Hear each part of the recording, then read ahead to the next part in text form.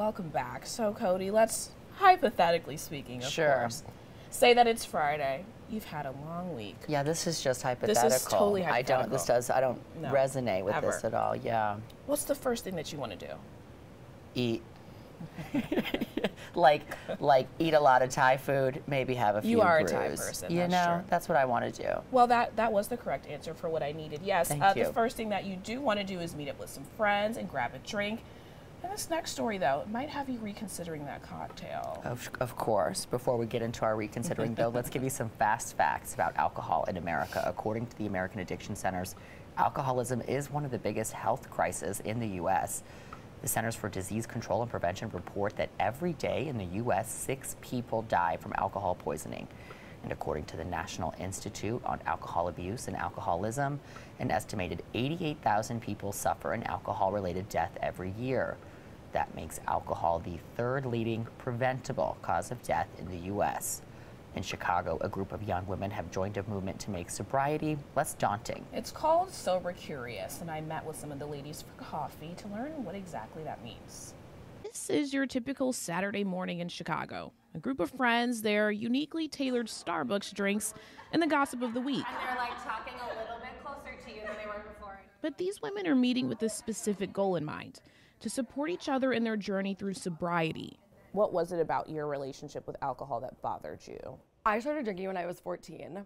I'm 26 now, and I got sober when I was 23.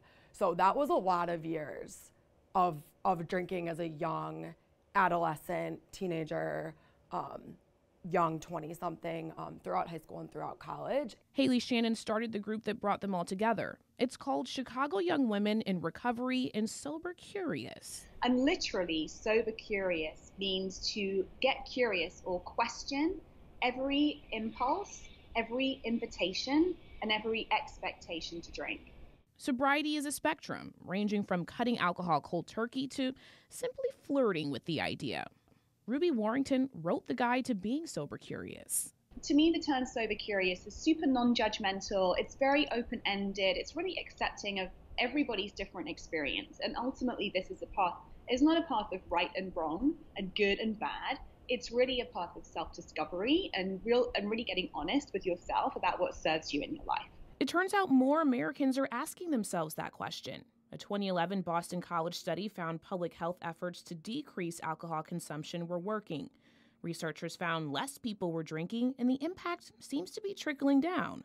The 2017 National Survey on Drug Use and Health showed the number of underage drinkers has been decreasing for years. I couldn't go out and have 1 drink or 2 drinks and call it a night. For me, it was always a night of drinking, whatever that looked like, whether it was Tuesday or Saturday. And I really had to take a hard look at, I'm not like everybody else. Haley won't hesitate to share that she had a drinking problem, but owning that was not the hardest part of her journey. I read that it was like FOMO that inspired you to make the group. But that's a huge part of being sober is the social aspects. So talk about that. There was like this social world operating out there that I was no longer a part of. It was many Friday nights of me crying to my boyfriend at the time, now fiance, just like, oh my gosh, I'm not gonna have friends. Like, my social life is never gonna look the same. And I kind of just said, like, Haley, what do you have to lose? Like, there's gotta be other people out there. There were more than 300 to be exact.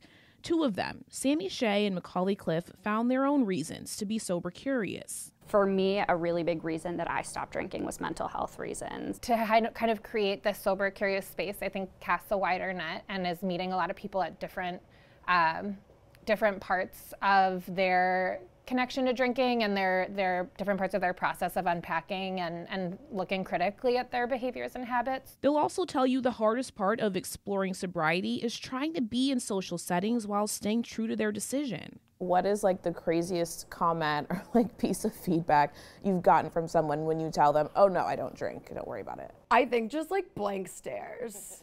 Like, I cannot compute why you don't drink. I was at a friend's bachelorette party at a breakfast, and the waitress came around, was pouring champagne to everyone at the table, and I said, no, thank you, I'll take a coffee. And she looked right at me and said, your friend's getting married, you're gonna ruin her day.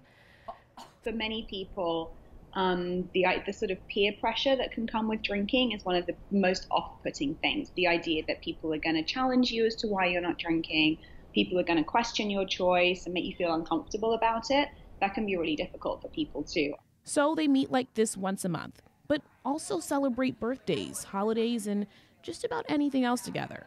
Because replacing alcohol with a blueberry muffin or the occasional croissant has made room for deeper connections and ultimately friendships that would have never existed had they not made the choice to venture into the land of sober curious. Talking about it has broken open some of the most beautiful spaces I've ever been a part of. You can live a very valid, satisfying life as a young person in this world without alcohol. And no one ever told me that. I'm like gonna cry. No one ever told me that. And that's really important to know, that you don't have to drink to be cool, to fit in, to get through college, to get through high school. Like, you can be you and just live an incredibly valid, purposeful, inspiring life.